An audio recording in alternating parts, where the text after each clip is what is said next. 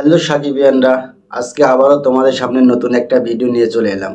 আজকে আমি কথা বলবো সুপারস্টার নায়ক শাকিব খানের নতুন একটি আপকামিং সিনেমা, যে সিনেমা ইতিমধ্যে রায়হান রাফি ঘোষণা দিয়েছে যে শাকিব খানকে নিয়ে বড় একটা ধামাকা আসবে, আর সেটা 2025 সালে এই ধামাকাটা আহ, দেখতে পাবো আমরা।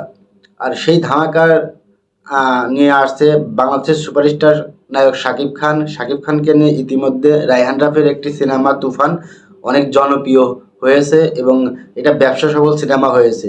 সেই পরিকল্পনা নিয়ে রায়হান রাফি আবারও 2025 সালে একটি ধামাকা সিনেমা নিয়ে আসছে। সিনেমাটার নাম আপাতত নাম রাখা হয়েছে কিং।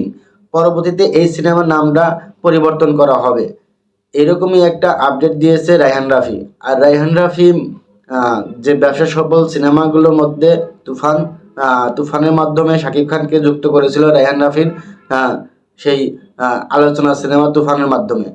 ঠিক তুফানের মতোই এবার তুফানের থেকেও বিগ বাজেটের সিনেমা হবে রায়হান রাফির নতুন সিনেমা কিং।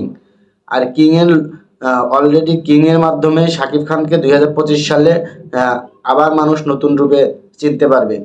আর তুফান সিনেমার মতোই কিং সিনেমাও হবে একটি বিগ বাজেটের সিনেমা এবং রায়হান রাফির আদলে গড়া নতুন এই সিনেমাটি। অলরেডি কিংয়ের যে গল্প এবং যে শুটিং স্পট এগুলা অলরেডি ঠিক হয়ে গেছে এবং 2025 সালের নতুন ধামাকা নিয়ে আসছে রায়হান রাফি এবং সুপারস্টার নায়ক শাকিব খান।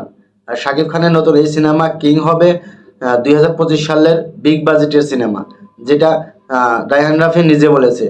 তো আশা করি রায়হান রাফির আর একটা নতুন এই ধামাকা 2025 সালে সাকিবিয়ানরা দেখতে পারবে, সেই আশা ব্যক্ত করে আজকে আমার ভিডিও এখানেই শেষ করছি।